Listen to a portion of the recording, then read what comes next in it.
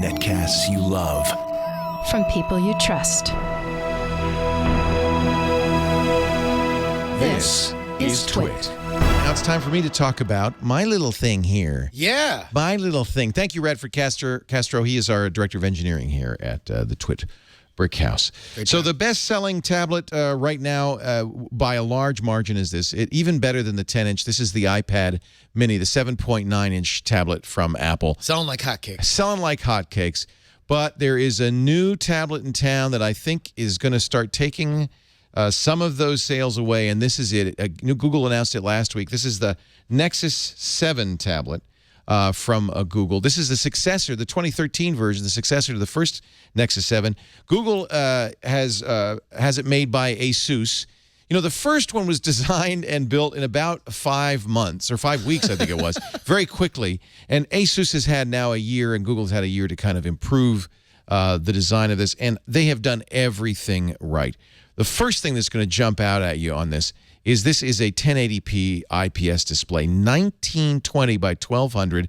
That's 323 dots per inch. It's the highest resolution small tablet on the market today. It is just spectacular, and you got to see it probably in person because it really looks good when you get images on it, when you get text on it. If I launch the Kindle application, you can see how books look on it. It's just very crisp. No dots visible at all. 323 dots per inch. Apple would call it a Retina display. Now, you're seeing on the video a little strobing. That is not visible on the screen. That is just an artifact of the frame rate of the camera versus the frame rate of the Nexus 7. It is rock solid, crystal clear.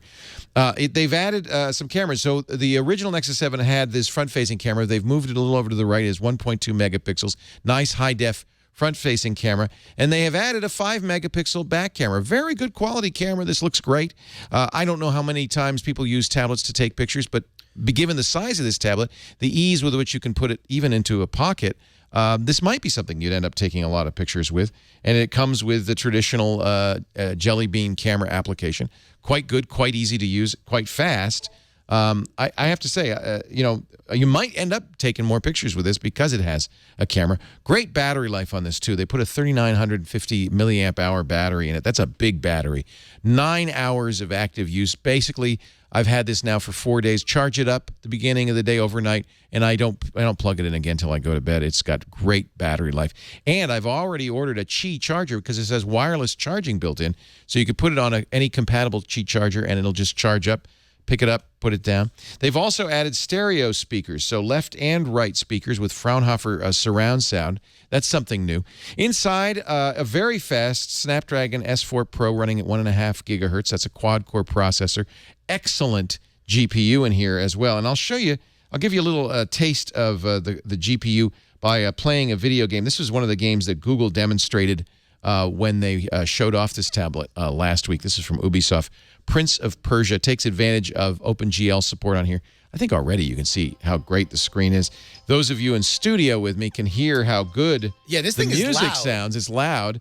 Of course, you'll plug in headphones. No small tablet's going to give you great sound.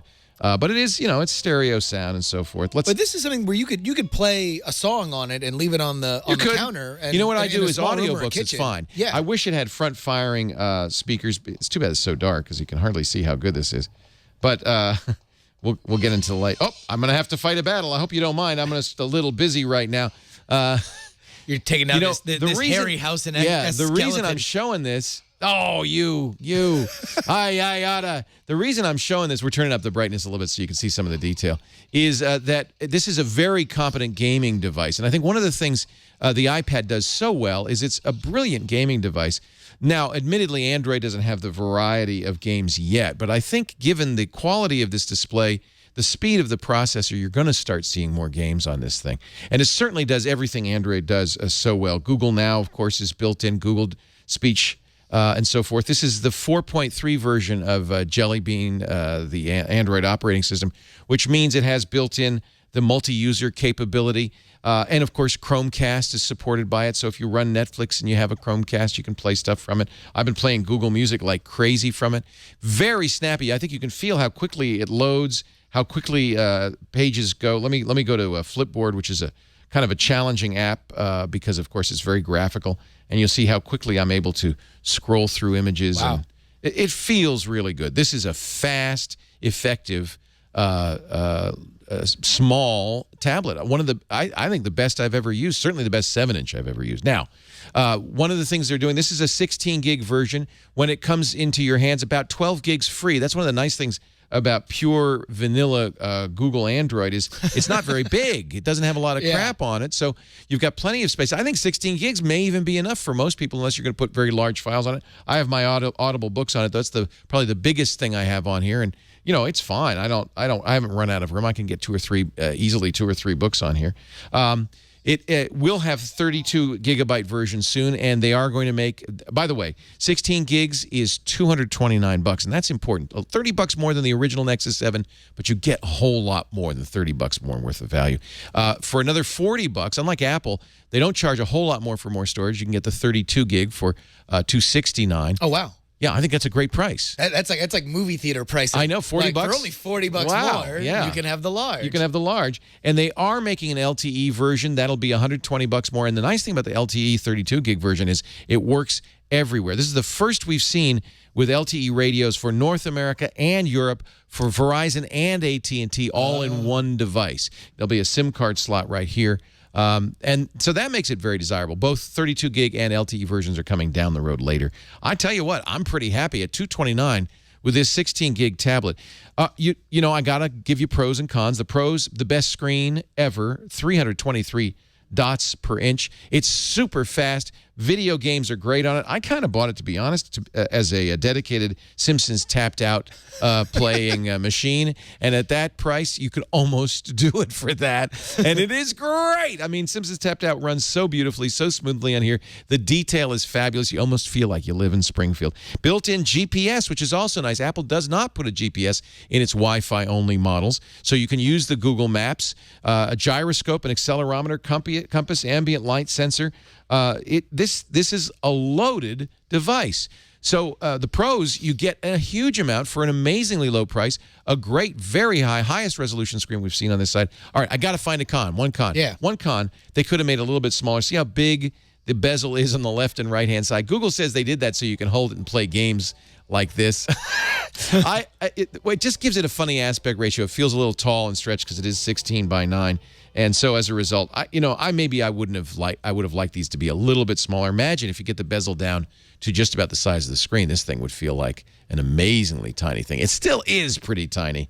Yeah, smaller than the Mini. Yeah, it's small. Okay, now this is something to point out. The Apple stuff is 4:3 aspect ratio. So you do have more dots on the screen. You don't have, the resolution is higher, but it's still only 1024 by 768. So we're talking something like 200 dots per inch compared to 320 dots per inch. There's a big difference here. Yeah. So, yeah, you get a little bit more screen size, but you don't get more screen real estate. If you prefer 4:3, of course, you're going to want to stick with Apple. Another thing people sometimes mention when they talk about tablets and Android, it used to be that the lack of tablet apps really hurt. This is back in the days of Honeycomb. Yeah. Nowadays, almost all apps scale perfectly well, even if they're not tablet-oriented. For instance, I'll show you Carbon. This is my favorite Twitter app on Android. And when you launch it the first time, they say, "Oh, we're so sorry. This is not an Android app. We apologize that it is not. I mean, it is an Android app. It's not a tablet app. We apologize. But we're going to get a. What do you need? This looks great to me. I don't think this is. Then that's the beauty of it. Android apps scale to fit a variety of arbitrary size screens. I don't think it's really an issue. Maybe it doesn't rotate. Maybe that's the one thing that you'd want in a tablet app. Most other apps do, including, of course, Jelly Bean rotates just fine. This is fast. It's easy to use. The only negative, big ears. Hey, I like a lot of people with big ears. It's not going to stop me. I'm going to say it's a buy at $229. This is a remarkable tablet. What is the biggest upgrade from the last Nexus 7 for you? From last year's, like how is this better? Screen. By the way, a point we should make: the Nexus 7 from last year was starting to get sluggish for a lot of people. Me too. It really felt slower and slower, and we couldn't figure out what was going on.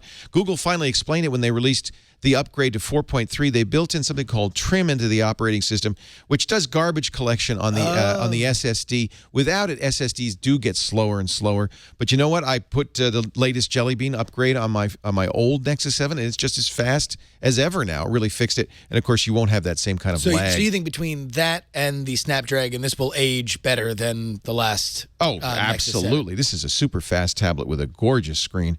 And even if you've never used Android, I think you'll find that the difference between iOS and Android has shrunk to such a small size. Almost all the apps you'd ever want to use are available on Android now, including some apps that are not yet available on iOS, like, well, Google Now is available on iOS, but it doesn't work nearly as well as it does on Android. So this is a definite buy. An amazing tablet. It just blows me away what they've able to do for $229. In fact, at this point, I'm going to not only say that people should get this instead of the iPad mini, but there's a lot of people who are looking at inexpensive Windows computers or Windows RT computers for $300 or $400. They say, I can't spend more for a computer. This is what you should consider. Think about a tablet. You could get a keyboard for another $100, and you've got probably a better system than that cheap PC that you might be looking at. So a definite buy for the Nexus 7.